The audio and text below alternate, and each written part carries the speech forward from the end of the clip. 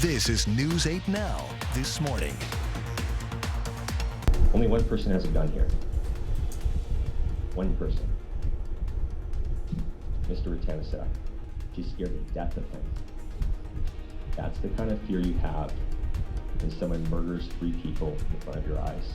Well, I think it's important that we as a community, we recognize the past and the people that have lived it here in the past and their struggles and the challenges they've had, but also the opportunities that this community provides. We have a basket raffle, we have a silent auction, we have a grand prize drawing for either a bike or brewer tickets. We are also hosting a 50-50 raffle.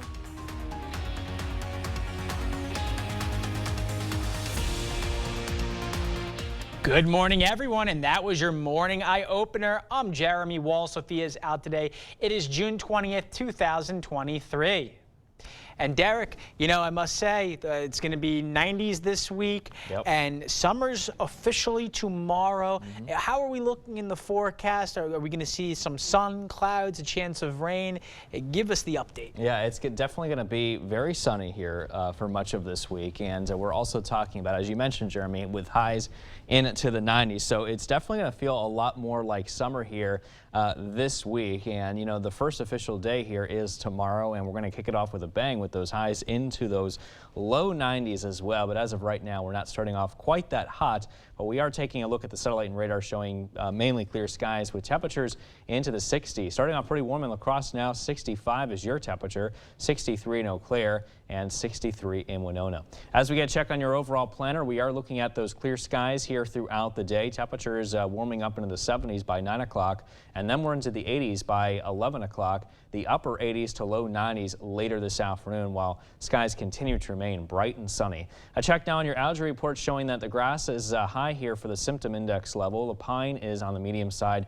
The weeds are low. Now for tomorrow, the grass and pine go up to the medium side and the weeds turn low here. So that is a check on your algae report, courtesy from our friends over at the Allergy Associates of La Crosse. But I'll have a check on your backyard forecast plus your full weather forecast in a few minutes. Back to you. All right, thanks, Derek. Let's get to some news this morning. La Crosse firefighters responded to a building fire late last night that started as a report of a monitored fire alarm at the Aramunk uniform store. During the response, dispatch told the fire crews that there was smoke coming from the building. Fire trucks arrived at the scene in less than 5 minutes. Firefighters were able to put out the fire with the help of the store's sprinkler system. No injuries or casualties have been reported, and the cause of the fire is still under investigation. You can find more on news8000.com. The jury is deciding the fate of Nyo Tao, who will return to court today. The court adjourned after jurors heard closing arguments and spent a few hours deliberating. Nyo Tao is accused of killing 3 men at a quarry in 2021 over a $600 debt. Prosecutors argued a witness's testimony was honest and worth considering. The defense, however, argued the testimony was a lie based on fear of another man. Kamanu Arth Ranistak, who was involved in the shooting and also charged with homicide. You got a picture of what it's like to be in the drug world and what people are like and how messy it can be. But something in her made her go to the police. Only one person has a gun here. One person. Mr. Ratanisek. She's scared to death of him. That's the kind of fear you have when someone murders 3 people in front of your eyes. If Tao is convicted of first-degree intentional homicide, he will face a mandatory sentence of life imprisonment. Tomah police officers say they responded to a call of someone who had been shot at the city's Super 8 hotel. Police say they got to the hotel and found one man who had been shot. That man was taken to Tomah Health. Police then responded to a report of a person bleeding profusely at an apartment complex on Berry Avenue. Just 15 minutes later, officers located another man who had head injuries. That man was taken to Tomah Health and then flown to Gunderson in La Crosse. Tomah police say that the scenes are connected and that they are investigating. The man accused of opening fire in downtown La Crosse over the weekend appeared in court. A judge set DeAndrew Grant's bond at $1 million cash. He is being held in jail on charges of attempted homicide.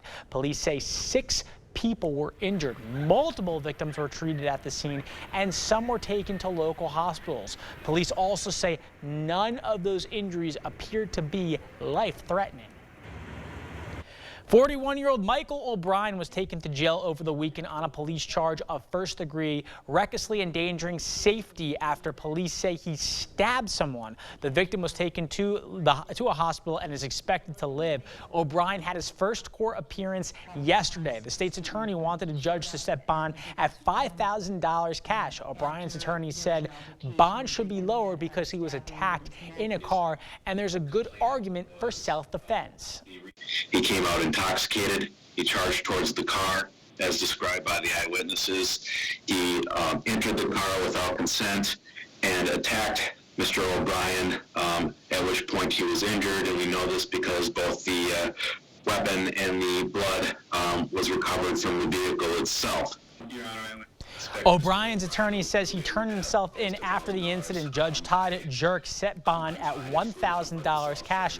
According to online reports, O'Brien is not in custody at this time. Officials released the name of the passenger who died in a car crash near Black River Falls over the weekend. 47-year-old Elvira Palomek from Chicago was transported to Black River Falls Memorial Hospital, where she later died. The driver and one other passenger in the car were also taken to the hospital. According to the Wisconsin State Patrol, the Jackson County Sheriff's Department and Wisconsin State Patrol responded to the crash on I-94 westbound in Jackson County. This crash is still under investigation. You can find out more on news8000.com.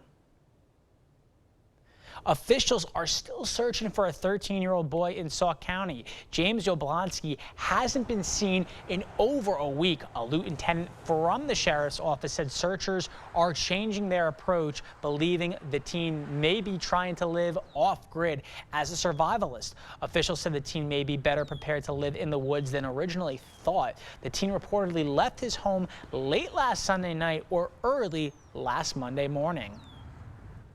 An Onalaska teen is still missing. Onalaska police say 14-year-old Ellie Yang was last seen on June 7th. They're asking for the public's help in finding her. Police say she's not in trouble. If you know anything about her whereabouts, you can call the police department. You could also submit information anonymously. To celebrate Juneteenth, the Vernon County Historical Society dedicated a grave marker to the previously unmarked graves of an African-American family. Jefferson and Lottie Kraft are potentially the only formerly enslaved people buried in the Viroqua Cemetery. Their daughter, Delilah, who was only 5 when she died, was buried with them. At the ceremony, a local actor portrayed Lottie Kraft and told the story of the Kraft family. I think it's important that we as a community, we recognize the past and the people that have lived here in the past and their struggles and the challenges they've had, but also the opportunities that this community provides. Jefferson is recorded as having served in the Civil War. Local American Legion members provided an honor guard ceremony to commemorate his service. If you're looking to get competitive while contributing to a good cause, the Holmen Area Community Center is holding its inaugural cornhole tournament. For $40 a team, people can sign up to toss their way to the top. The event won't just be about the tournament. Visitors can win prizes without competing. We have a basket raffle, we have a silent auction, we have a grand prize drawing for either a bike or brewer tickets. We are also hosting a 50-50 raffle. All the raffle prizes were donated by area businesses and community members. The tournament and raffle happen this Saturday at Feature Sports Bar and Grill in Holmen. It starts at 1 in the afternoon. You could register ahead or register by 12:30 in the afternoon on the day of the tournament. Proceeds support the Holmen Area Community Center. Still ahead on your morning news, a group of hackers is demanding money and the removal of a new policy from Reddit after a breach in February. For now, we're sending you to break with something to put the good in your morning. Grab your straw or maybe a spoon. Today is Vanilla Milkshake Day. The classic frozen treat might seem basic since it is just vanilla ice cream and milk, but you can spice it up any way you like. Think sprinkles, whipped cream, or candy pieces. Milkshakes were touted as wholesome drinks back in the early 1900s when they became popular. Now they are probably a calorie splurge for most. But today it is okay to indulge as long as you keep it vanilla. Don't go anywhere. Your consumer news at News 8 Now this morning is after the break. Still looking at clear skies here for us to work with this morning, and we are going to continue that trend here, it looks like, really throughout the day. As you can see behind me, the dog walking conditions looking great here this morning, and also sunshine this afternoon with clear skies in the forecast as we head into early this evening as well. Those current temperatures as you head out the door are mainly into the 60s. We are seeing even the low 70s just off to the west of us around the Red Wing area. But meanwhile, across much of the area this morning are checking in into the 60s here as you head out the door. Now, we are going to be looking at our high temperatures today, warming up into those upper 80s and also some spots reaching the low 90s here this afternoon, such as Unalaska and La Crosse today. Meanwhile, further south, we're looking at those mid to upper 80s across our southern communities, highs into the upper 80s to the low 90s across our central zones today, with highs mainly into the mid to upper 80s across our northern zones. In fact, in Eau Claire today, you're looking at a high of 89 degrees with lots of sunshine. Now for your backyard forecast, maybe you have plans on sitting by the pool here today. 90 degrees with complete sunshine for us to work with, so you definitely want to go ahead and take a dip in that pool because it's definitely going to be on the warm side here this afternoon. I'll have a check on that full weather forecast coming up in a few minutes. I'll talk about how long these warmer temperatures will be lasting.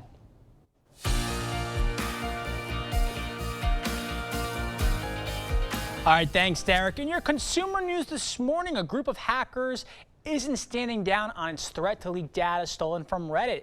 Hackers from the Black Cat ransomware gang are threatening to leak confidential data from Reddit that they claim to have stolen during a February breach. The hackers claim to have made an initial demand in April for $4.5 million. After receiving no response, the group is now also demanding Reddit to withdraw a controversial new pricing policy. A Reddit spokesperson that Black Cat's post relates to the February incident, the spokesperson reiterated that no user data was accessed but declined to comment beyond that. Airlines are bouncing back today after severe storms affected flights during the busy Father's Day and Juneteenth weekend. As the summer travel season ramps up, here are some tips for if your flight is delayed or canceled.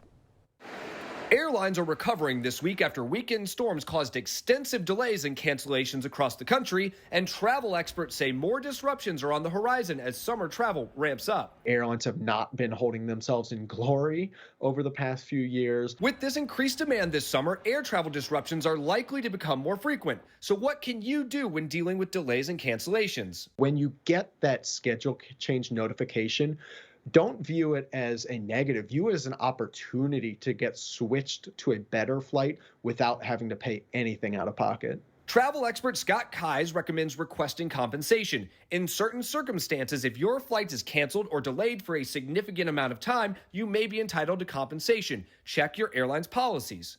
2, you can request a rebooking. If your flight is canceled, some airlines can rebook your flight at no additional charge or give you a refund for the unused portion of your ticket. They would prefer you didn't take that refund, and so instead what they typically are willing to do is to switch you to any other flight. 3, you have the right to information. Airlines should provide you with timely updates and alternative options. And 4, consider requesting a reimbursement. If your flight is significantly affected, airlines can sometimes reimburse you for meals, transportation, and hotel accommodation. Travel experts also recommend you document and communicate. If you experience a flight disruption, make sure to keep all relevant documents, boarding passes, tickets, and receipts for any expenses incurred.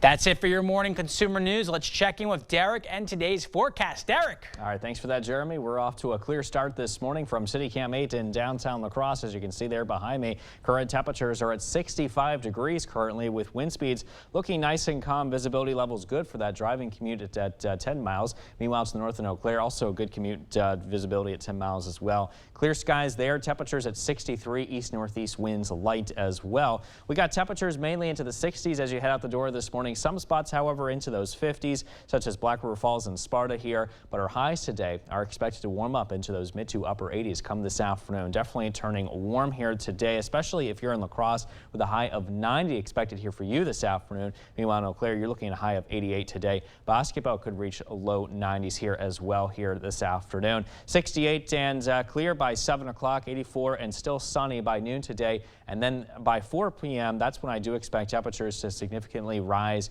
into those low 90s this afternoon with sunshine, 82 degrees with clear skies expected as we head into early this evening. Now, skies continue to remain nice and clear here on the local picture, with the regional picture also showing that conditions are looking very similar across our neighbors here as well. We're still under the influence of high pressure here across the upper Midwest and around the Great Lakes region. That is responsible for producing this quiet weather pattern that we've been seeing here for a while. And it does look like this trend will continue through today, and also as we head into tonight. As we take you into the day tomorrow, conditions continue to remain very similar. Maybe a couple of passing clouds, slight chance of a shower or two.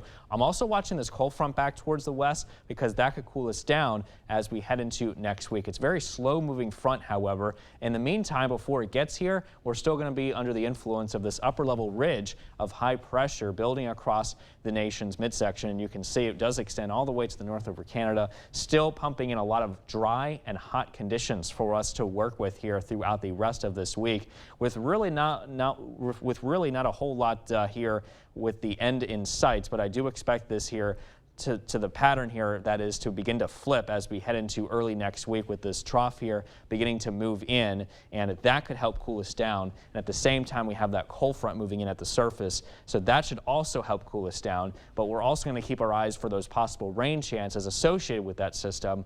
That is likely to occur on Saturday and Sunday. Still very hot though, as highs will still be into the 90s throughout the rest of this week. However, now behind that storm system, we're looking at those high temperatures dropping into the low to mid 80s by early next week on Monday and Tuesday. Lows remaining somewhat consistent in the 60s. Stay with us. We're back with much more news and weather still to come on News 8 Now this morning.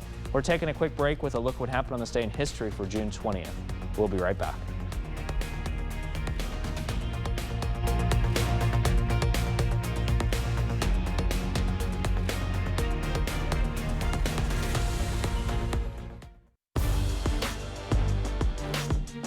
Welcome to the Morning Blitz. The WIAA high school spring season is officially over. Now it's time to get ready for Legion baseball. Our area athletes have already started the season, except for one senior who is skipping his last season of Legion to enroll into West Point Military Academy.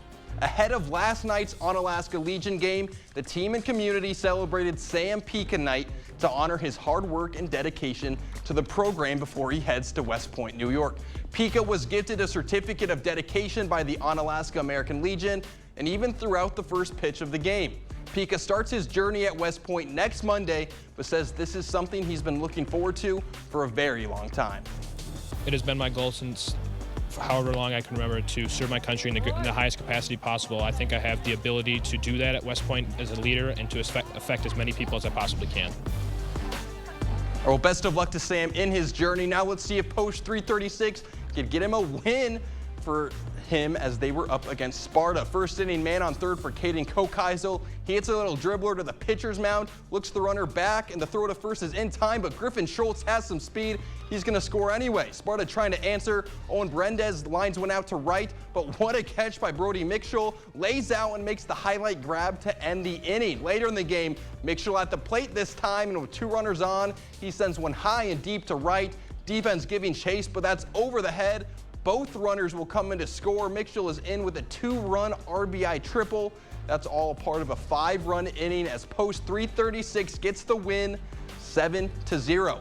To the pros, a good weekend for the Brewers, but Monday was a different story. At home against the Diamondbacks, Corbin Burns in some trouble early. Bases loaded for Christian Walker as he pops one to shallow center. Weimer can't get it to it, and Arizona strikes first. Next batter, and Gariel Jr. is going to line one over the head of Rowdy Tellez. That's going to drive in 2 more runs. That's all a part of a 6-run first inning. Milwaukee's offense was non-existent, just 3 hits for the Brewers as they fall 9-1. And over in Minnesota, the Twins taking on the Red Sox. Minnesota down 1-0 in the fourth, but with 2 men on, Jarren Duran lines one out to right field. Both runners will score, and Duran slides into second with the RBI double. It's now 3-0 Boston.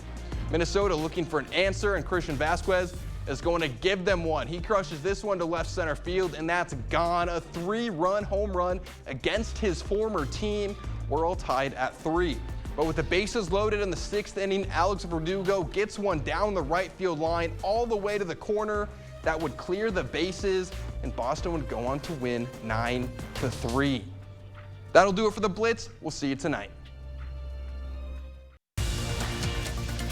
You're watching News 8 Now. Expect more. Rescuers from the U.S. and Canada are racing to find a small submarine that went missing at the bottom of the Northern Atlantic. The U.S. Coast Guard has confirmed that 5 people are on board the vessel, which explores the wreckage of the Titanic. Jared Hill has the latest on the search and what we're learning about the people on board. The U.S. Coast Guard is leading the desperate multinational search for a submersible that disappeared deep into the North Atlantic Sunday. Officials say it lost communication about an hour and a half into its dive to explore the wreckage of the Titanic. It is a challenge to conduct a search in that remote area, but we are deploying all available assets. The minivan-sized vessel named Titan has enough oxygen to last for about 4 days. It's owned and operated by OceanGate, a company that takes tourists on deep-sea explorations for a $250,000 price tag. CBS Sunday Morning correspondent David Pogue got an up-close look at the watercraft over a year ago. There is no radio and no GPS that works underwater. So you really are on your own when you're in this thing. British billionaire and explorer Hamish Harding is believed to be among those on the mission, according to his recent social media posts and family members. Hamish is larger than life. Harding's friend, Jannica Mikkelsen, has gone on expeditions with him in the past. She says that she spoke with him before he left. The last thing I said to him was Godspeed, and I wished him luck with his dive. Reuters reports that the Pakistani businessman Shahzada Dawood and his son may also be on the mission, citing a statement from their family. OceanGate said in a statement that its entire focus is on the crew members in the submersible and their families, and that the company is working toward the safe return of all crew members. States are accelerating efforts to block Chinese purchases of U.S. agricultural land. A growing number are considering legislation to ban sales to so-called foreign adversaries. 8 states already have such laws. Advocates say the U.S. needs to protect its food supply and military bases, while critics worry about discrimination. Less than 1% of foreign-owned farmland in the U.S. belongs to Chinese investors. A 19-year-old Amish woman is dead, and her older brother is seriously hurt after a semi-truck hit their buggy early yesterday morning. It happened around 3 west of Darlington. Kyle Pazowski has the details from Lafayette County. Behind me here is Highway 81, where a crash occurred early Monday morning. 2 Amish were on board a buggy when a semi hit them. Now 1 Amish, a woman, is dead and another is seriously injured. I wouldn't say they're uncommon, unfortunately. Lafayette County Sheriff Reg Gill's deputies were some of the first on scene of the tragic Monday morning incident. Our dispatch center was called about a semi versus buggy crash that occurred out on State Highway 81, just a couple miles west of Darlington. Gill explains that a horse was pulling an open-top Amish buggy when the semi hit them from behind. The centuries-old transportation is a common sight in the rolling hills of southern Wisconsin. We do have a very large Amish community here in Lafayette County, and we do from time to time see these crashes. The horse pulling the buggy died as a result of the crash. The driver of the semi was uninjured. We see buggy traffic almost any time of day. Gill continued that an initial investigation found the Amish siblings were traveling back from a get-together at the time of the crash. This particular evening, there was a gathering up towards Platteville, Wisconsin, and these young people were traveling back home at that time. They have gatherings for the younger people and gathering for the elders and families, which usually ends sooner, and then these particular ones go a little later. In Wisconsin, all horse-drawn vehicles are required by law to have 4 rear-facing red and amber lights, as well as a slow-moving vehicle triangle. Investigators do believe the buggy was equipped with lights but are unaware if they were on or functioning at the time of the crash. Governor Evers approved a project to replace a bridge built more than 60 years ago. The Trout Creek Bridge in the town of Albion, part of Wisconsin Highway 93, will get replaced. The governor signed a $1.43 million contract. Construction is set to begin in a week. The road will be down to one lane during construction. It's expected to wrap up in November. A bill authorizing a $1 billion increase to K-12 education funding in Wisconsin is on Governor Tony Evers' desk. It's part of a larger deal made between the Democratic governor and Republican leaders in the legislature. But most Democrats aren't happy with it. That's because more than $100 million will go to increase spending in the private school voucher system, which allows public school students to attend private schools for free. Democrats largely oppose it because the money for vouchers comes out of public school funding. Democratic State Senator Brad Pfaff joined all but 2 state Democrats in voting against the bill because of that voucher system increase. I strongly believe that parents should have their choice of what school that they are going to send their children to, but I also believe that we need to make sure that we fund our K-12 public schools. The bill would include a $325 per pupil increase each over the next 2 years. It also includes special education funding increases and commits $30 million for student mental health services. Pfaff says the bill is part of the larger state budget discussion, which legislators have to pass before the end of this month. The Wisconsin Department of Natural Resources says residents may see more dead fish than usual. Wildlife officials say warmer temperatures often lead to fish dying from pathogens including bacteria, viruses, fungi, and parasites. The summer season also allows for plants to thrive in and around the water, which could deplete oxygen levels some fish need to live. It's also peak plant season, and with more foliage taking up oxygen in and around the water, it can deplete the oxygen levels some fish need to survive. Anyone who notices a lot of dead fish are asked to call the Wisconsin DNR at 1-800-TIP-WDNR. Alrighty, now let's send it over to Derek to tell us what to expect for our morning commute. Derek. All right, thanks for that, Jeremy. We are looking at clear skies here this morning across the Coulee region, which is expected to continue here throughout much of the day today. Our current temperature readings as you head out the door mainly in the 60s, 63 in Eau Claire, while La Crosse is a bit warmer at 65 degrees. Forecast overall today calls for highs to reach 9 degrees, very hot for this time of the year, and sunny east-southeast winds at 10 to 15 miles an hour. For tonight, temperatures drop into 63 degrees, which is pretty seasonable for this time of the year underneath those clear skies, and winds out of the easterly direction, pretty light as well, around 5 to 10 miles an hour. Today's MOE forecast here for you showing 70 degrees at 8 o'clock with clear skies turning at 84 by noon today. Still very sunny. 5 o'clock, it's going to be pretty hot, 88 degrees with lots of sunshine there. So it's probably best to go ahead and knock out the mowing here earlier into the day if possible before it does get a little bit too warm later this afternoon.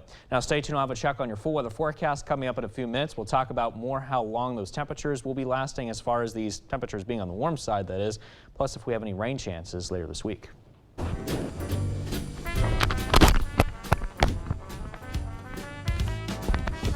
All right, but before we head to break, it's time to look at today's Look Who's 8. Happy 8th birthday to Malachi. Malachi loves playing anything Mario and is great at drawing. And if you know a special someone turning 8 months, 8 years, 18, or 88 years old soon, we'd love to feature them. That's right. Just upload their photo to our website. It's news8000.com, and you want to look for that Submit Pictures button underneath the Home tab on our website. And we'll be back coming up a little bit later. I'll have a check on your full weather forecast in a few minutes. We'll be right back.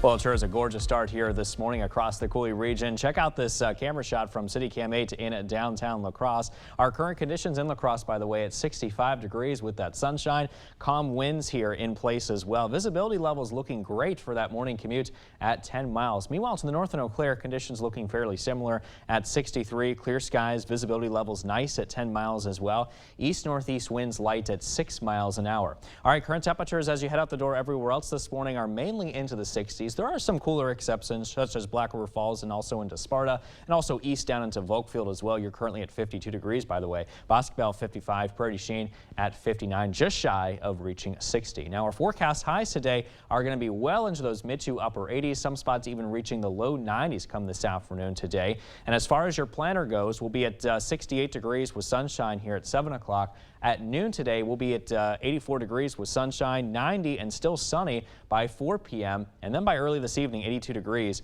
with clear skies still overhead. And speaking of clear skies, that's exactly what's happening right now. Not really a whole lot to speak of. And you can see across the region, conditions are looking fairly similar as well, with clear skies here to work with here so far this morning. And this pattern really isn't going away anytime soon. In fact, you can see pretty much a lot of us here across the upper Midwest dealing with the sunshine here throughout today, and then clear skies as we head into tonight as well. I am keeping our eyes on this cold front, though, back towards the west. That could have some implications on our weather here by late week and also into early next week. We'll get to that here in a second. But as we head into the day tomorrow, conditions continue to remain mainly sunny. Just a couple of passing clouds. Upper level ridge of high pressure continues to control our weather pattern here over these next few days. That is pumping in a lot of hot and overall dry weather conditions for us to work with here. Not necessarily the best news because we do need the rain. And unfortunately, this pattern here, this ridging pattern that is expected to continue through at least much of the work week. So you know what that means, right? It's just going to be very hot and dry here for a while as long as this pattern is in place. Now, there are some implications, however, that we could be looking at an upper level low pressure system moving in from the northwest from Canada. That could allow for some cooler and wetter conditions to take place here over the next several days. And we'll see that here on the 8-day forecast as we head into this weekend. To be more specific, we have rain chances, and then behind it, it's going to be cooler as we head into early next week. So that's something that definitely I'll appreciate there, and give us a little bit of a break, you know, from that hot and dryness that we've been experiencing lately, to give us some more wet conditions and also some cooler conditions as well. Indeed, indeed. Looking beautiful out there this whole week. Yeah. Derek, thank you so much. So this morning we have Greg Parmenter with us to talk about the UW La Crosse Department of Theater and Dance performances of Cinderella this weekend. Good morning to you, Greg. Good morning. So can you tell us a little bit more about this? Yeah, so this is Rodgers and Hammerstein's Cinderella, which is, of course, their classic made-for-TV musical that has been adapted to the stage. And this particular version of the script is based on the 90s Brandy and Whitney Houston film. So it's got a little bit more modern, contemporary feel to it. It's very fun, it's very funny, very romantic. Yeah.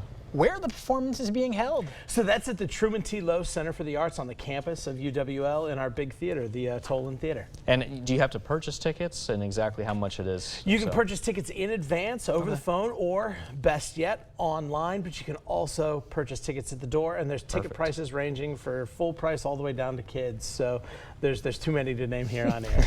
Now, is this version different than the classic Cinderella in any way? You know, it is. This is a version of Cinderella that, unlike other versions where it's all magic solves the problem for her, this is a version where Cinderella actually has to take her fate into her own hands. She has a lot more autonomy. She has a lot more strength. She doesn't, you know, succeed at the end of the show because she's the most beautiful girl at the ball. Yeah. She succeeds because she's smart, she's caring, she's fun, she's funny, and her and the prince connect on an emotional and mental level. Now, are all these actors like college students, or is this a community performance? No, that's the best part about our summer musical, is it encompasses people from all over the community. So we have UWL students, we have UWL alumni, we've got Viterbo alumni, we've got kids from multiple schools all throughout the community. So it really is a community event.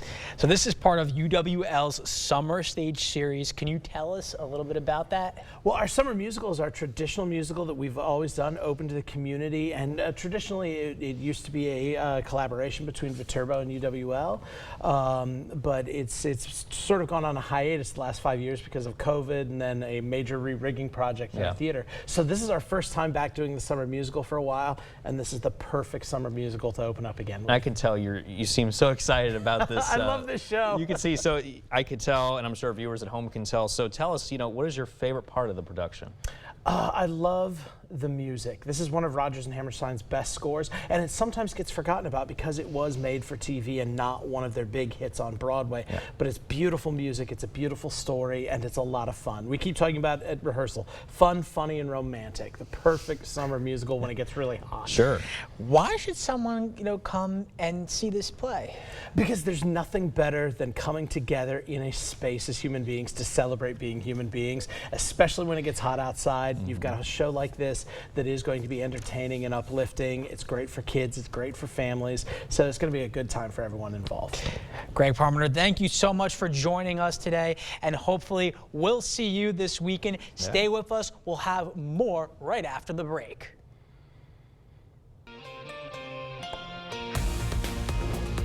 La Crosse firefighters responded to a building fire late last night that started as a report of a monitored fire alarm at the Our Monk uniform store. During the response, dispatch told the fire crews that there was smoke coming from the building. Fire trucks arrived at the scene in less than 5 minutes. Firefighters were able to put out the fire with the help of the store's sprinkler system. No injuries or casualties have been reported, and the cause of the fire is still under investigation. You can find more on news8000.com. The jury deciding the fate of Nyo Tao will return to court today. The court adjourned after jurors heard closing arguments and spent a few hours deliberating. Nyo Tao is accused of killing 3 men at a quarry in 2021 over a $600 debt. Prosecutors argued a witness's testimony was honest and worth considering. The defense argued the testimony was a lie based on fear of another man. Kamutooth Ratanasak, who was involved in the shooting and was also charged with homicide. You got a picture of what it's like to be in the drug world and what people are like and how messy it can be.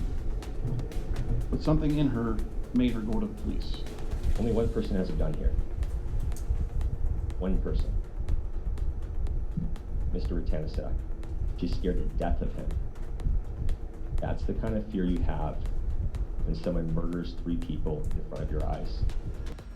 Now, if Tao is convicted of first-degree intentional homicide, he will face a mandatory sentence of life imprisonment. 41-year-old Michael O'Brien was taken to jail over the weekend on a police charge of first-degree recklessly endangering safety after police say he stabbed someone. The victim was taken to a hospital as expected to live. O'Brien had his first court appearance yesterday. The state's attorney wanted a judge to set bond at $5,000 cash. O'Brien's attorney said bond should be lower because he was attacked in a car, and there's a good argument for self-defense.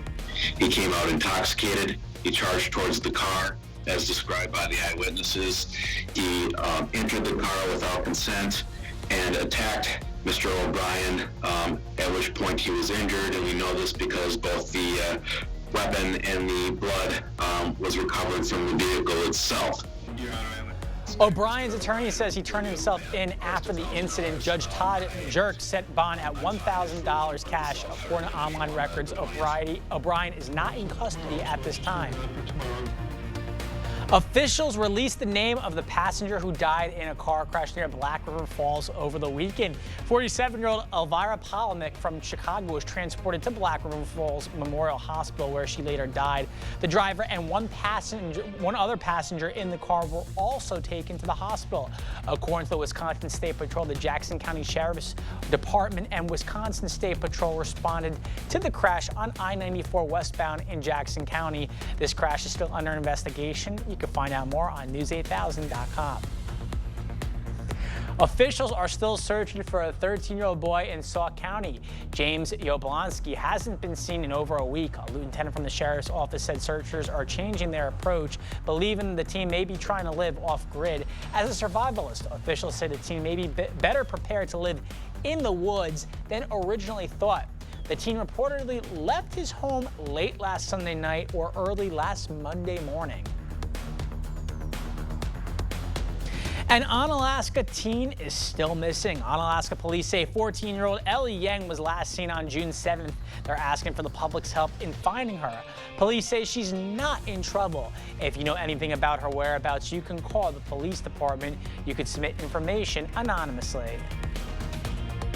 To celebrate Juneteenth, the Vernon County Historical Society dedicated a grave marker to the previously unmarked graves of an African-American family.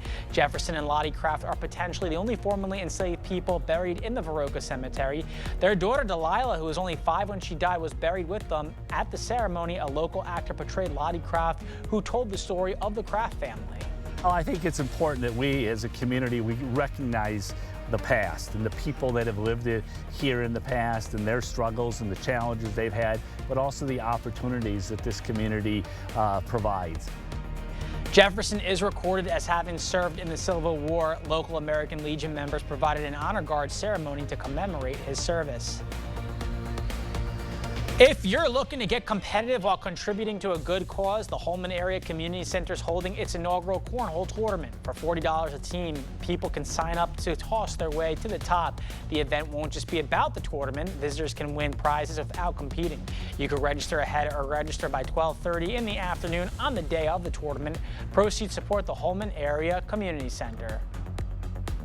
And as you head out the door this morning, temperatures are into the 60s. We're going to be warming up into the low 70s by 9 o'clock, followed by the 80s as we head into this afternoon under sunny skies. And it's going to be turning pretty hot later today as highs climb up into the upper 80s and low 90s. And speaking of that, we got low 90s pretty much in the forecast throughout the rest of this week. There is a chance of showers and storms, however, this weekend.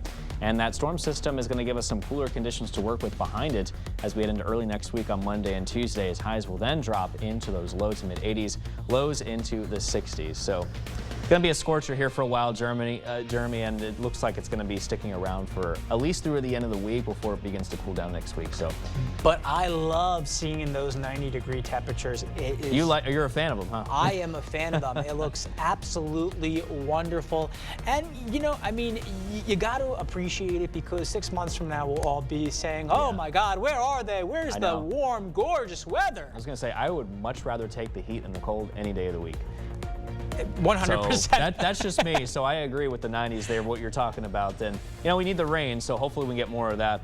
I got chances here in this weekend. 100%. So. You're also a Floridian as well, so you're used to all that. Well, thank you for watching News 8 Now. Don't forget to keep up with the news of the day on news8000.com. We'll have the latest updates to today's top stories on News 8 Now at noon. We hope you all have a wonderful morning and a great day. Thank you for watching News 8.